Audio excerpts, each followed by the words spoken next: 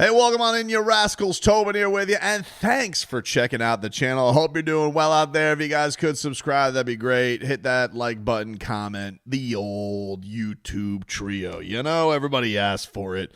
Some of you do it, some of you don't. Just happy you stopped by here. Either way, man. And also, if you could, check out the Tobin and Leroy show on the WQM YouTube page. We're live every single weekday, 10 a.m. to 2 p.m. We have fun. We get silly, everybody. All right, now let's get to this. So, the Miami Dolphins had rookie camp this past week, and I got to tell you, what has been a pretty downtrodden Dolphins land summer, right? Got the Tyreek Hill news. We got Jalen Ramsey wants to leave. We got more stuff on people like, oh, did they sign those deals? Fair criticism. Can I tell you a little something that happened this weekend? And I don't mind saying it because you know what? Sometimes you're just allowed to be happy about things. I got excited about the Miami motherfucking Dolphins. I did. I got excited because the Miami Dolphins have giants. Like, look. I knew the Miami Dolphins drafted in the trenches, right? But I was like, whoa. When I saw like some of the video that came out from Dolphins land, I was like, hey, that's good. And specifically, I'm talking about their first two picks, right? Because I saw old Kenneth Grant. They put up one video of him, right? And all he was doing was like doing the sidestep and then just hits the tackle dummy, and I was like, wow, I'm in. Look at big fella motor like that. I was very smitten. And then Joseph Savaiinaia, they put this picture of him. I think it was Yanni Caracas from WPBF here in Palm Beach. There was this video that went out of Savaiinaia standing next to Mike McDaniel, and I was like, holy crap. They drafted a monster for the trenches. Like, I get it. You could even sit there and you'd be like, hey, Patrick Ball was bigger. I get it, dude. We know Patrick Ball's big. Fine. And hopefully he's going to do a fantastic job at left tackle this year. But I was like, you know, they moved up to get this guy. He better be damn good. This cannot be a case where like they circled Jonah and they're like, yeah, I hope he works out. No, he better work out. And I think that's the thing is, look, whatever you think about what the Dolphins' plan has been this offseason, yeah, they're definitely doing some window dressing and trying to fix some things that are not quite right. But they were right when they said, hey, we need to get the first two picks right. And maybe they weren't the splashiest picks in the world, but they know that they need them to work.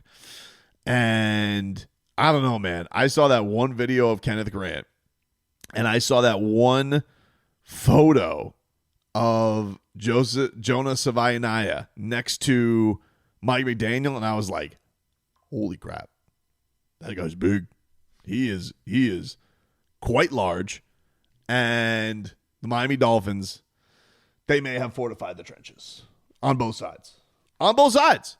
Because, like, it's exciting. I guess, like, Zack Kizer spoke to the team and is like, yeah, we're going to, which I, like, it is interesting. We talked about leadership on this. I don't think there's anybody better they could pick than Zack Kizer, who is one of those guys, I guess, had to get used to becoming a little bit more vocal, but according to Kenneth Grant, that spoke to the entire team about standard. And he had even said to the media the week beforehand, he made it a point to say, hey, we're not doing that whole showing up late like we were last year.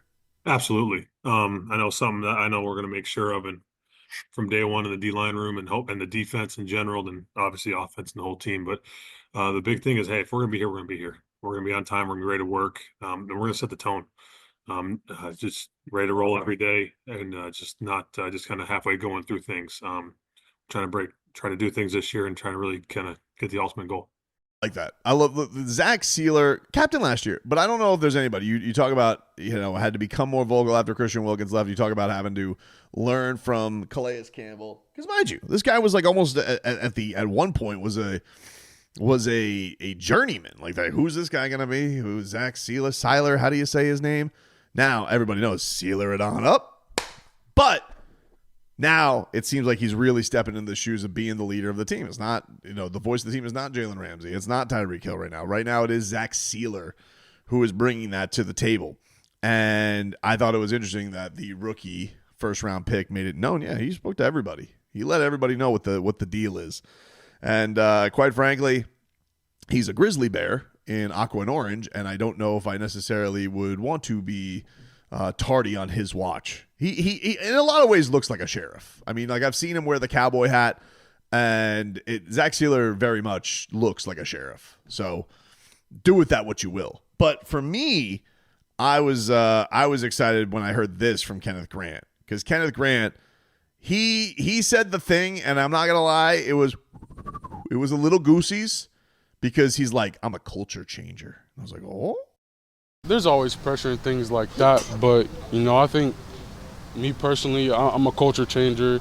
I could change winning cultures. I come from a winning culture, so I know what a playoff run is like. But obviously in the NFL is different, but still, I kind of know what that's like. But going through an 18-week season, that plays a toll. But just trying to learn all the tips and tricks that the older guys.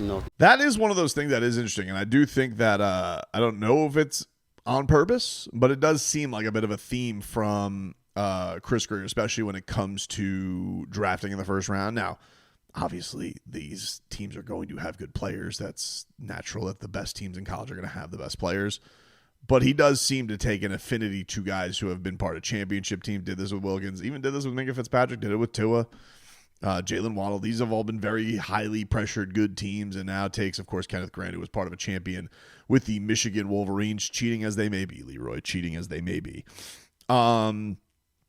But, dude, speaking of Michigan, we had, I don't know how many of you guys saw this. We had him on the radio show, and if you did miss this, we had this during draft week. Lou Esposito, who is Kenneth Grant's position coach. So he coached Mason Graham and Kenny G.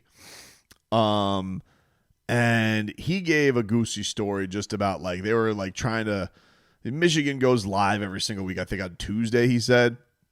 And he was talking about, they wanted to, I guess, hold back Kenneth Grant's reps a little bit, and he was not about that. I got a crazy story. So we're in camp, right? And in Michigan, we practice differently. Yeah. Like every week we go live on Tuesday. Mm-hmm. I don't care. The week before Alabama, we're playing live in the bowl game. The week before Ohio State, we're going live. Beat Ohio drill. We go live. So we're in camp, and it's a dog days of camp. And I look at KG. I'm like, yo, you want me to I'm going to give you a couple plays off here to save you. And he looked at me. He goes, Coach, I ain't built that way. I ain't about that shit. And literally, I said, you got it. I said, you want to go racks of 4 or 2? He goes, give me 4. Give me all of it, Coach. And from that moment, I knew he got wired different, man. Right. Yeah, he's wired. And the dude is so proud, and he's such a competitor. And all he wants to do is make people in his life proud. And the way he does that is with his football and how he acts off the field. Like he's a home run, man. Man, I was like, whew. I still get the goosebumps with that story. I love it. And I know it's his position coach. He goes, what's he going to say? Hey. You don't have to be so cynical, you jackass. Just enjoy the story for what it is. And that this guy, who's a moose, has this unbelievable motor, plays crazy hard, looks like an absolute stud. I hope that he makes an impact right away because they need him to. And the same goes for Jonas Savaiinaya. Need him to. But I'm like, man, just right off the bat, looks like he could give Mike McDaniel a piggyback ride. And Kenneth Grant saying he's a culture changer. I was like, I think this was kind of an exciting first week of Dolphins. Right, I wasn't out there. I don't know how it went. I didn't, hear how the reporter said or anything. I mean, there's so much going on this weekend between I was broadcasting a boxing match and UFC and the Panthers and NBA playoffs. And, so I was just kind of following it on social media. I was like, man, this guy looks like an absolute terror. And then next to Mike McDaniel, I was like, holy crap. So then I go and I listen to their press conferences and I'm like, it's kind of Goosey's galore what he's saying about being it's like you want to talk about exactly what the team needs. Now, I don't expect everybody to fall in line with a rookie, but if he doesn't even need to be told, he just like that is how he is. How do you not like immediately be like, this is perfect? This is the perfect way to rock. So I'm looking forward to it, man. I can, I'm finally like, finally a weekend where like it feels like some Dolphins positivity, and we don't have to be mired in the mopiness. I think these rooks kind of brought like a little something, some juice to this upcoming year.